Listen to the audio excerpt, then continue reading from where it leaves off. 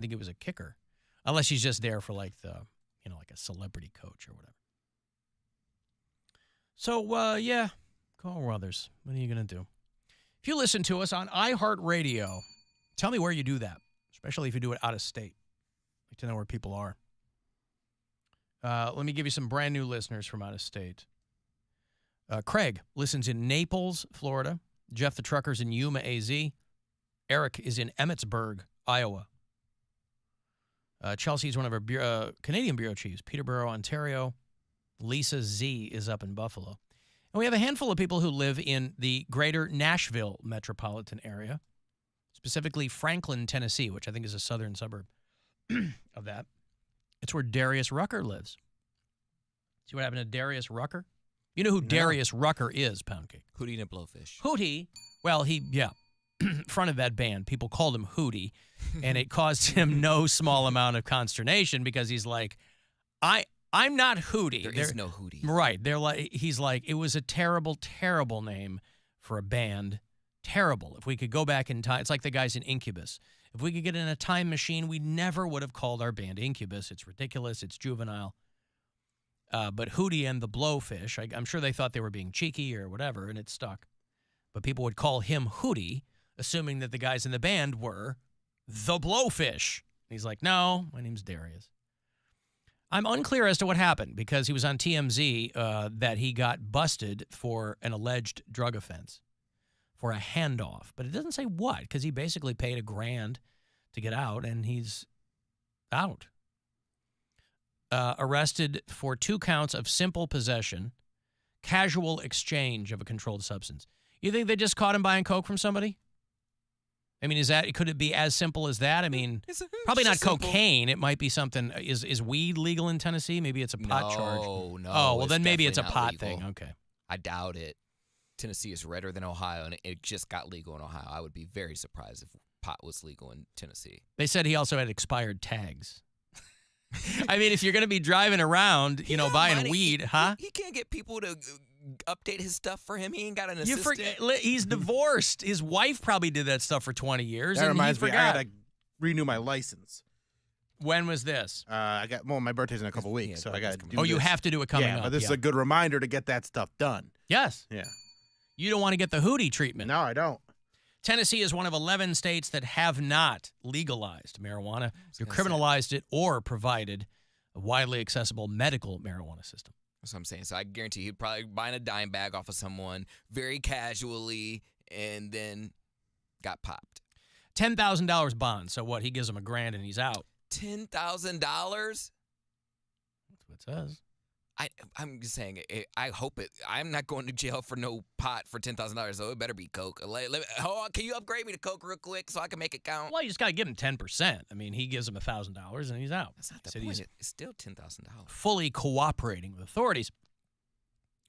The postscript to this, remember Kate Quigley? Yeah. Kate, has she been on the show or not? She's from Canton, which I think she's been in L.A. for quite a while. Yeah. So Kate Quigley is this comedian who was in the news a while ago because she was doing coke with a bunch of her friends, and none of them knew it was laced with fentanyl, and they all died, and she lived. She was like the Harry Potter of their group.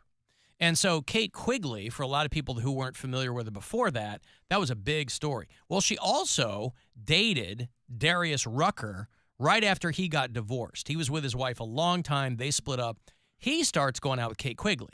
Oh, that's what that song's about. I only want to be with Q. He called her Q. BillSquire.com for upcoming dates.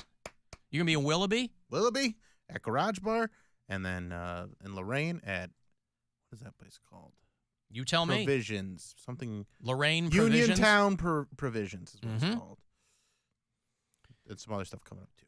So Kate Quigley also in the news because she called him a douchebag on Instagram after this arrest. Oh. She said that's his karma. A lot of people believe in karma, and she's one of them. But they didn't date very long, so things must have gone badly, or, and I'm just stepping out on a limb here, she's a real handful. I don't know much about her. I couldn't remember she had been on this show, because she is originally from Canton.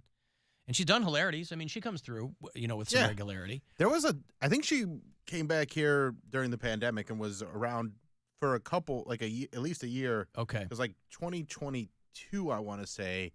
She was around quite a bit, and she did like all the comics come home for the holidays kind of shows that they do over at Hilarities. Okay. Well, the two of them dated for less than a year in 2020. He and his wife split up.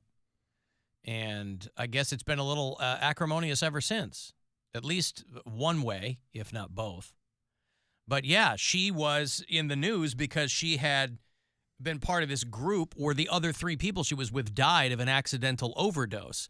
And that's, I mean, it's tragic, but it's embarrassing too, because you go, yeah, we're all sitting around doing cocaine. Maybe it's not embarrassing. What do I know? Whoopsie. Whoops. Everyone just overdosed. But still, you I want to could talk hang, about, bro. holy cow, you want to talk about having a horseshoe up your ass. I mean, you're the one who lives because you either didn't do as much or I don't know, but she was doing like, I think it was a couple of other comics who I was unfamiliar with, and then like a friend, and they were all doing coke. And they died of fentanyl poisoning. She lived. But Darius Rucker, because his mugshot was on TMZ, she said he was a douchebag, I guess. So it sounds like the brief period that they were together didn't end well. But that's what, ladies, you got to know this. And I'll speak to you from personal experience. You've got to know this. If you're going to date a recently divorced guy, and I don't know that that's what this was, but that's what the timing of it was. He had been with his wife a long time. They get divorced, starts dating Kate Quigley. And they always tell people, you shouldn't, your therapist will tell you, you shouldn't. Divorce is such an existential crisis for a lot of people, and it's akin to a death emotionally. And they go, you should not date anybody for at least a year after you get divorced. Most people don't do that. But you girls who are going to date a recently divorced guy, like it's going to be messy. I don't know if those two have kids. They probably do, especially if there's kids involved. If there's no kids, it's basically like you were living together. You go your own way and whatever. But these people that get divorced and then get married within a year, I want to know like their story. Well, those are people who just like being married. They just didn't want to be married to that person anymore. I know. Some people love being married, but they can't like. I can understand that. Some people like to be kept. They don't like. Just like there's people that are independent, like don't need a partner. I feel like there are people that are codependent that need a partner. Well, there are plenty of people like that, but I mean, there's people who are like, I don't want to be married to that person anymore, but they fully intend on being married again. But most people I know, let me retract. Yeah, no, I was going to say guys, but men and women that I've known have gotten divorced have said, I was one of them. I'm never getting married again. Never, never, never, never. How long was it between not getting married, or like between your divorce and getting married again? 11 years. Okay. Yeah. Pretty good. But like how quickly did you date after you were divorced? 6 months. 6 months before he got divorced. Did I say, No, it really. I mean, it wasn't. It wasn't that. I mean, no. My first girlfriend after I got divorced. I mean, that was. I mean, it was pretty quick, but it was. No, they say they wait a year. I didn't do that. A lot of people don't do that. Bill, what about you? How quickly did you date after you? I mean, I started dating girls as soon as I like. As soon as the paper was signed? Or wait, because it took a while for the papers to be signed, but like as soon as I was moved out, I was gonna say usually when people move out, once I had people, when I was moved out, I started having girls over and going on dates and stuff like that. And then my first like official girlfriend was a good 5 or 6 months after that, and then I had many girlfriends since. But I still no designs on getting married again. Yeah, well. The Darius Rucker Kate Quigley thing was. And that's been almost. I mean, that's 9 years now. That you got divorced? Yeah. Yeah. Well, like divorce actually happened like 2 years, 3 years later. But like that, you know how that goes. But the move out was the separation. Yeah, the separation started in April of 2015. Yeah, I mean, remember, I found out I was still legally married for way longer than we were together. So, good thing we found that out in time. That's crazy that you like. How do you just like not know that for years? The guy just never like. That's not something you checked on, and you didn't think. You just You assume think your people were lawyer doing did their your job? jobs? Yeah. Well, we used one lawyer. And so I was like, okay, well, send me the relevant paperwork. And I just figured that they had sent. I had never been divorced before. I don't know. Right. So I don't know what paperwork. The next is time coming. he'll get it right. Every single bit of, I'll know what to look out for. Yeah. Every single bit of paperwork I had to deal with was about how much I was going to be paying. And so I assumed that at some point there had been a decree. But I guess you both have to sign it. I don't know. So do you get a refund for all the money you spent? Hell no. A refund. That would be my next from guess. my ex-wife? My next question, yeah. You know what? Just let me refund the $150,000 I've got. From the lawyer, maybe. Like, you refund? screwed me. No. What are they going to refund? For not doing his job. Like, I'm suing my lawyer, or her job. Like, no, I wrote a letter to the Pennsylvania Bar Association and filed a formal complaint. Oh, okay. Well, I said, hey, your girl said that she must have just gotten busy because it was the holidays and forgot to file the paperwork. It was literally what she told my ex-wife. That's wild. Oh, I was really busy because it was the holidays. I guess I forgot. Oh, you did you? You guess you forgot. And your wife was just okay with it? Or your ex-wife, She didn't know. Neither one of us knew. But I'm saying, once she found out, was she, like, mad, or was she like, those are the breaks? No. What do you mean? Why would she be mad? Because I feel like you get a mindset, everything is settled, like, I'm at peace with this, and all of a sudden I'm still married. Like, I would just be mad at my lawyer. No, because we weren't. You're I'm not living doing in a your different job. state. Well, we were both mad at her, but again, she wasn't. There was nothing out of pocket for her. I paid for everything, so I was the one who was mad. I'm like, how did this not get figured out? And then, boy, it got figured out with the quickness. Okay. Because I'm like, yeah, but. You know, all the money I'd been paying had been going to, like, alimony and child support anyway, so it's not like I'm going to get a refund of, I get child support. I don't mean, know. I'm not trying to get that money back. That would just aggravate me. Well, it was aggravating because my ex-wife had since gotten remarried and then I think had gotten redivorced or something. I don't remember what the timeline was, but. Whoopsie, it was the holidays, just stressed out. Yeah. But again, I never even got a response on the complaint that I filed. So it's not like people are super concerned about those kinds of things. Hey, she forgot to file this 8 years ago. Well, tell her to file it now. Cool, thanks. Teehee. Because I'm sure that, they have a lot of complaints coming in from a variety of litigants. I don't know. If you listen to us on iHeartRadio, of course, you don't even have to be a bureau chief. You can just leave messages there with the talkback button. Alan, Day Late podcast listener, you said you've dropped the capitalization and punctuation from your text messages. We might have to pull your Gen X card. Proper grammar in text messages is one of the signatures of our generation. Do it right.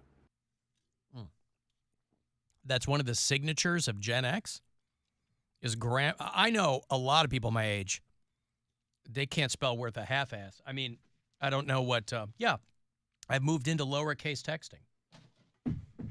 It's pretty expedient. I've never attached it to Gen X. I mean, we didn't even have texting when we were coming up, so I don't know how that I think just being more became a hallmark of grammar-centric in general is what he's talking about. Right, but I mean, yeah, I don't know. Anybody who knows me, they're not going to hit me because of my grammar. But whatever. I mean, spelling's part of grammar, and you're big on spelling. Yeah, if everything's spelled correctly, yeah. But I'm not worrying about capitalizing and punctuation and anything like that. And it's primarily when I'm texting with my kids. But whatever. So I drop a period or I don't put question marks in anymore because you can read something and determine that it's a question. Hey, when are you coming over? That doesn't need a question mark. Now, you can make the case, how much time are you really saving? And again, I'm just kind of playing with it. I'm testing it out, right? Might not stick with it, but we'll see. A lot easier to just not hit the capitalization. But that is a first. I hadn't heard anything about that being attached, that being me betraying my generation. I mean, what do you want from me? I'll tell you what, I'll use the hell out of an ellipsis, though. Love that. Because it's kind of... Who does that a lot? Who? Grandma. Yeah! But I don't think she uses it right. I don't think she knows what she's implying when she uses. Like we're having dinner on Sunday, and I'll be like, hey, Sunday, let's have dinner. And she's like, sounds good to me, ... Oh, okay. And she goes, because it's her turn to get dinner. So it says, you're a busy man. You can get back anytime and let me know what you'd like, ... And she did 5 of them, 5 dots. 5 dots. Yeah. I won't do more than 3 because Yeah. I think a proper ellipsis is 3 dots. Right. But What does the ... mean? To be continued or that's the implication. Yeah. insinuating? Yeah. I use it when I'm texting someone a joke, or if I'm returning a text to a listener during the show. I always use an ellipsis to imply that I'm kidding. Because I use them. I never knew what the proper way, what was the proper way to use them. But like when I'm being sarcastic or waiting for more of the story, like if someone tells me something and I'm like, okay, ... and I might throw a question mark in there too. But it's usually when I'm just trying to understand something. So you use them more than you use them. You should probably use them more.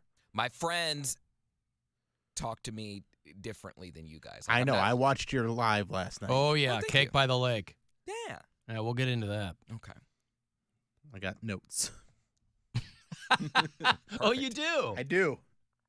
Well, I've got audio. Nothing like, just little things that I think could help.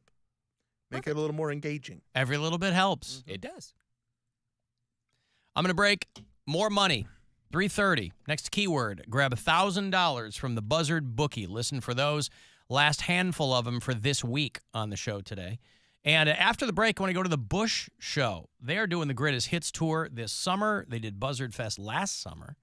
So if you're a Bush fan, it will have been a good year for you.